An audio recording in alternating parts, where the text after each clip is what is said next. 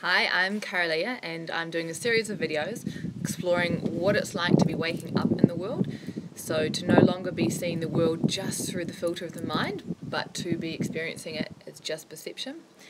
And also be taking concrete action to be the change, I guess.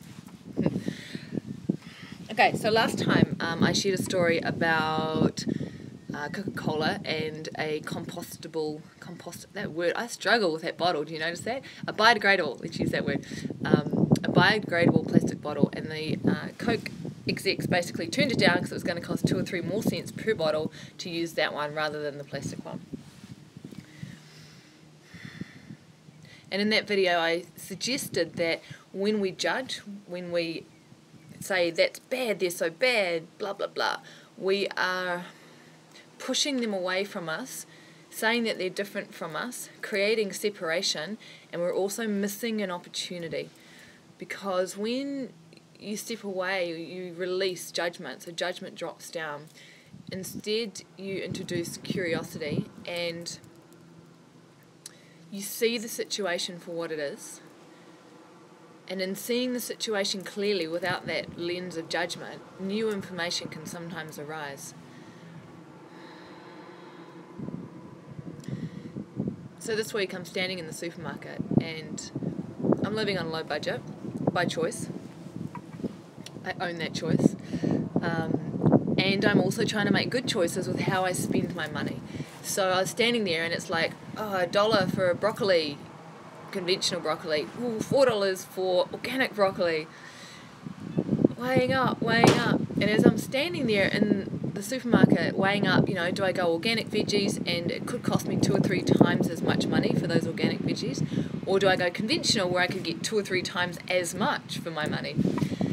And I realized in that moment that, oh my God, I'm the Coca-Cola exec who's saying no to biodegradable bottles for an extra 2 or 3 cents. It's the same thing. It is exactly the same thing. I was operating on that consciousness of fear and scarcity, and I don't have enough and I can't afford it. So as I stood there in the supermarket, I'm like, I'm just gonna keep buying organic. And it's not that that's the most important thing to do or anything, but what it's representative of, and this is the really important bit, what it's representative of is my consciousness around money, around having, around consuming, my consciousness starting to shift. So I'm starting to come from a different place where I'm making choices not based on getting the most or saving the most, but I'm making choices based on what I want to create and see in the world. Okay? Because the reality is, if I can't make those choices, if I'm still making choices based on saving money, having money, keeping money, rather than what's being created, how on earth can I expect a Coca-Cola executive to make a choice based on creation rather than money? Because in essence, that's what it's coming down to. This is what's happening in the world right now. It's like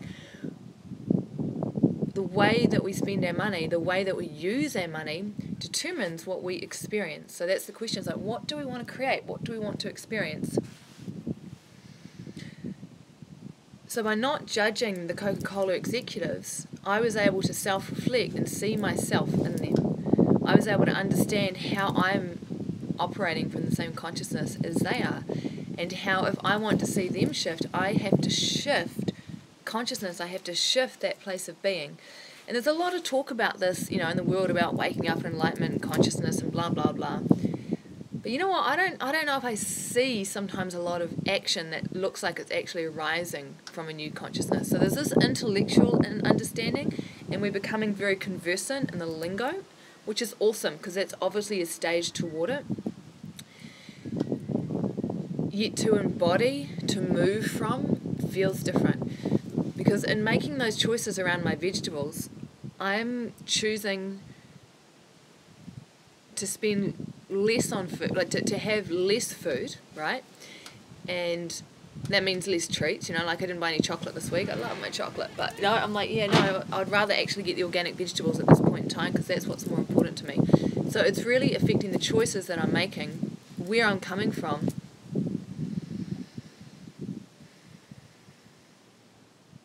Sometimes I feel like I lose my thread, and that's okay, right? Because this is not about being perfect. So, coming back to center.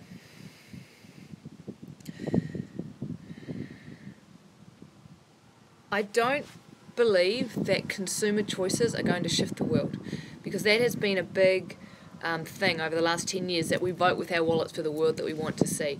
That's not what I'm suggesting here. What I'm suggesting is that when you start to choose from a different place of consciousness, you're shifting consciousness, and that is what's going to change the world on a much bigger scale.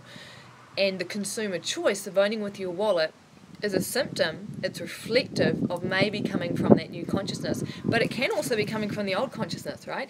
You can still be coming from a place of separateness, us and them, and judgment and scarcity and blah blah, and buying the right thing because you want to look like you're doing the right thing, sustainable. Maybe you do care, but you're still coming from the old consciousness.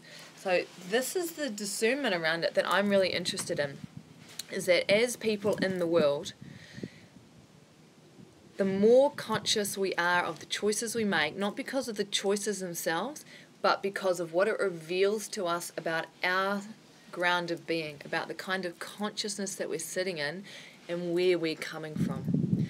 Because for me to decide I'm going to get those organic vegetables, I could sense how that actually required a letting go and a surrender, and it also required a sense of trust, and there was also love in there. There's a sense of sacredness that arises for me when I buy food that is organic or that is made with love. Like, I feel the difference compared to commercially developed food, which is really only created in order to create an income stream, in order to create money. And there's a difference again. There is a difference in energy underlying it. And I know this seems a little subtle and maybe a bit woo-woo. However, to me it feels palatable, like it's juicy and it's real. So that's my small reflection today, is that the micro and the macro will always reflect each other. And so when you look out there and you see something that you don't like, what I invite you to do is to not judge that thing out there, but to get curious about it, to seek to understand it, and in seeking to understand it, self-reflect and see where in your consciousness that is arising as well. And when you notice that it's arising in your consciousness, because I tell you what, if you're seeing it out there, it's in here as well. So when you see it in there in yourself, how can then you shift within yourself? Because it feels to me like that is a big part of the puzzle for what's going on right now. Use the external world as a way to self-reflect on your internal world so that you can shift yourself. Simple. Not easy. So not easy, but it's simple. So I'm Kara-Leah. I am reflecting on what it's like to wake up in the world, to shift consciousness maybe, I don't know. But also to take concrete action, because it feels like this is an amazing time to be alive. It is absolutely incredible to be alive right now, and it's a huge opportunity. So let's grab it. Let's grab it.